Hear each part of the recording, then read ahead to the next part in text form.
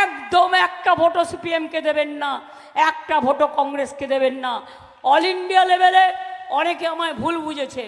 আমি বলেছি বাংলায় কোনো জোট নেই, কিন্তু ইন্ডিয়ায় যে জোটটা ওটা আমি তৈরি করেছিলাম। ওই জোটটা দিয়ে আমরা সরকার তৈরি করব। আমরা জোটে থাকব, জোটে আছি আমরা। এখানকার সিপিএম নেই, এখানকার কংগ্রেস নেই, কিন্তু অল ইন্ডিয়া লেভেলে ইন্ডিয়া জোট আমি তৈরি করেছিলাম এবং ইন্ডিয়া জোটে আমরা থাকব। ভুল বোঝাবুঝির ব্যাপার নেই। ইদানিং আমি লক্ষ্য করছি কোনো সংবাদ মাধ্যমে ভুলভাল খবর দেওয়া হচ্ছে, বিভ্রান্ত করা হচ্ছে। এটা ঠিক নয়। আমি এটুকু বলে সকলকে আমার প্রণাম।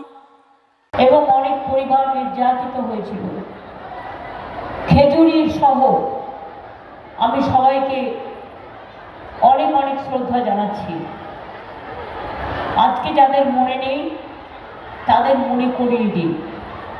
এই তমলুক আমরা একবার মিটিং করতে এসেছিলাম সিপিএম এর সময়ে, যেখানে দেখেছিলাম আমাদের মাইক পর্যন্ত দেওয়া হয়নি, স্টেজ পর্যন্ত করতে অ্যালাউ করা হয়নি।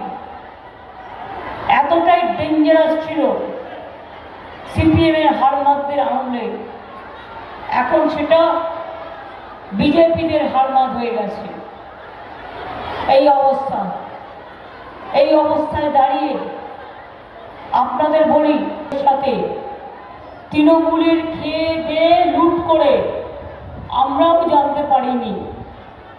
আমার সবচেয়ে খারাপ লাগে, মেদিনীপুরের ছেলেমেয়েরা পড়াশোনায় খুব ভালো, অথচ দেখুন মেদিনীপুরে বিশ্ববিদ্যালয়ও আমি করে দিয়েছি। নন্দীগ্রামে থেকে শুরু করে তমলুক, নন্দকুমার, পাঁশকুড়া, কন্টাই, খেজুরি, আমাদের দীঘা, রামগড়, ময়না, আমাদের একেবারে এগরা থেকে শুরু করে পটাশপুর থেকে শুরু করে ছেলেমেয়েরা এত ভালো রেজাল্ট করে, তাদের আমার অনেক অভিনন্দন। এই মেদিনীপুর জেলা মনে রাখবেন জাতীয় সরকার গঠন করেছিল দেশ। পরিবার থেকে যারা সংস্কার পাননি এবং সত্যিকারের নর্দমা কারা, এই ধরনের বক্তব্য থেকে বোঝা যায়। আরে স্টিং অপারেশনে বিজেপির মণ্ডল সভাপতি 2000-এর কথা বলেছেন, আমরা বলিনি। উনি মমতা বন্দ্যোপাধ্যায়কে ব্যক্তিগত আক্রমণ করছেন।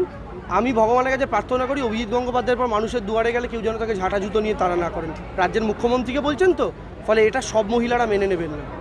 ঠিক আছে, থ্যাংক ইউ।